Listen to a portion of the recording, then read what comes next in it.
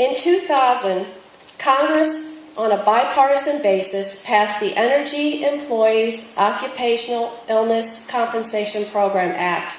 Some of you may know that as the EEOICPA, some even call it EOICPA. This was to compensate workers who were made ill by their work in the nation's nuclear weapons industry.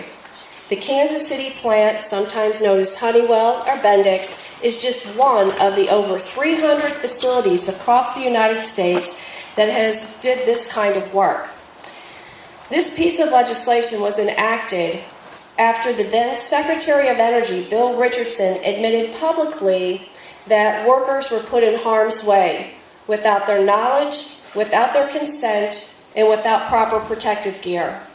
To date, over $7.5 billion has been paid out in compensation. That is monetary and medical benefits. Although I must admit, I'm always flabbergasted at the amount of people that I run across that aren't even aware that this program exists, that they may be eligible for benefits, medical and monetary. I first became involved with the Energy Employees Occupational Illness Compensation Program in 2001. Some of you may know and some of you may not, but my parents were also workers at a chemical company called Mallinckrodt Chemical Works located in St. Louis, Missouri. My father died at the young age of 52 after a long battle with lung cancer and leukemia. My mom was just 48 years old at the time. Of course, then we had no idea that it had anything to do with his work in the nation's nuclear weapons industry. As any of you know, an illness such as this is catastrophic, not just for the worker, but for the family. And it's catastrophic emotionally as well as financially.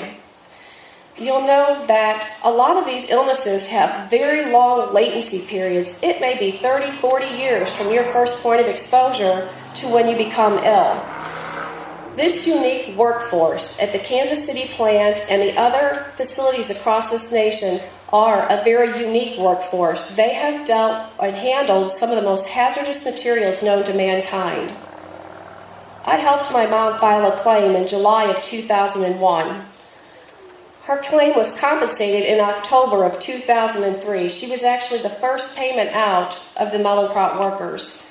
I continued to assist those workers for several years until I was very blessed and contacted by NIOSH to act as their ombudsman. You know, I'm speaking just as a person, not as a NIOSH representative when I say this, but they say God gives everybody a purpose, and at least that's what I believe. And I say this at every event, is that I feel that this must have been my purpose. I wake up every day thanking God for the opportunity to be able to assist workers across the nation, to be able to meet the folks that help serve our country, that have given such sacrifices. And although they may not have been in the trenches, they did serve our country, and they are our heroes.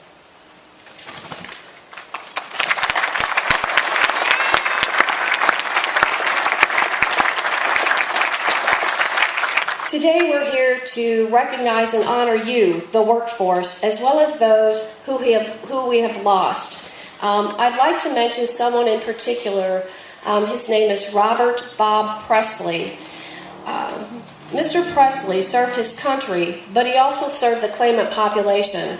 Bob Presley worked in Oak Ridge, Tennessee, but he later served on the advisory board for radiation worker health.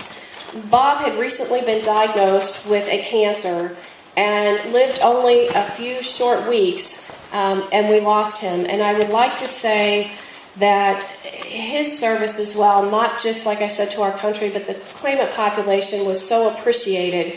May God bless Bob. My mother's name is Evelyn Davis Kofelt, and my father's Christopher Davis. May God bless them and all of those who have passed away.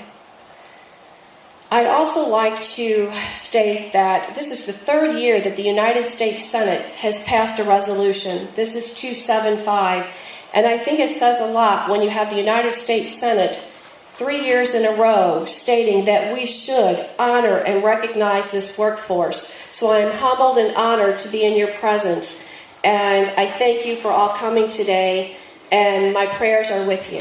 Thank you.